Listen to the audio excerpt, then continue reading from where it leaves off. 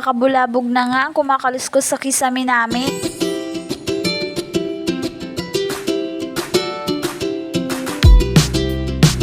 Minsan kapag walang pasok, nagre-request ang mga bata ng lutong almusal. Madalas tiyempurado at lalong-lalo na yung palabok. Yung araw nga na ito ay walang pasok, kaya sabi ko titignan namin kung ano yung kumakaluskos doon sa kisame namin dahil nakakabulabog na talaga. Saktong-sakto nga dahil dumating nga itong order ko, panlaban nga sa mababait.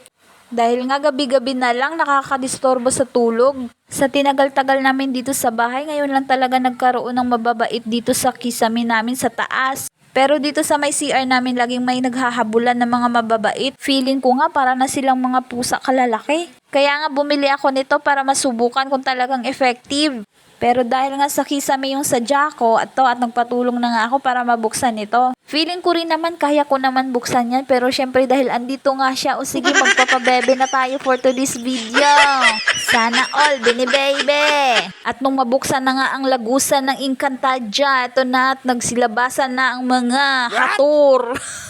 At eto na nga, isa-isa nang inilabas ni Jusawa yung mga kung anik-anik na nakalagay pala dito. Hindi ko alam kung ilang taon na to nakalagay dito, hindi ko na maalala kasi na meron palang mga abubot dito sa kisame. Pero nung ibinaba na nga niya at pinaghahalungkat ko, naalala ko na kung anong mga pinaglalagay ko doon. Diyos mio, Marimar. Mga pang-decor pala ito ng Christmas tree. Uy, saktong-sakto, malapit na ang Pasko. Pero nga dahil may bata na nakabantay sa gilid, ayan na at nakita niya at pinagtuturo na kasi gusto nang kuhanin. Ang problema nga lang ay hindi na magagamit ang iba dahil nga pinagkukutkot na. Ang sabi ko nga pipiliin na lang namin yung pwede pang magamit. Nagulat pa nga ako dito, akala ko talaga daga na yung nakita ko. Kapipa Morday! Nervous malala talaga. Ganito nga karami yung mga abubot doon at mga plastic-plastic, kaya pala nagustuhan nga ng mababait na doon magtambay. Abay syempre naman hindi kakalimutan ng bida ng bidyong ito. Ipinalagay ko na nga sa Jusawa ko ang dessert, matcha flavor with hilo-hilo effect. Dahil nga nakarami na ng kutkot ang mga bababait, eto na at bibigyan ko na sila ng sweet treats. Treats ba? Treats!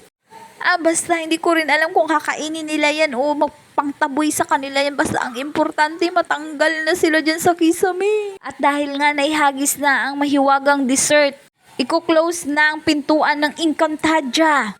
Ay, wait! Bakit may hatur pa dito? Bitaw, oy. 1 week na pala simula nung nailagay nga ang mga dessert nila. At masasabi ko ngang peaceful na ang pagtulog namin. At masasabi ko ring effective talaga ito. Kaya alam niyo na. Hanggang dito na lang. Maraming salamat po sa lahat ng sumusuporta at mga nanonood palagi. Thank you so much. God bless.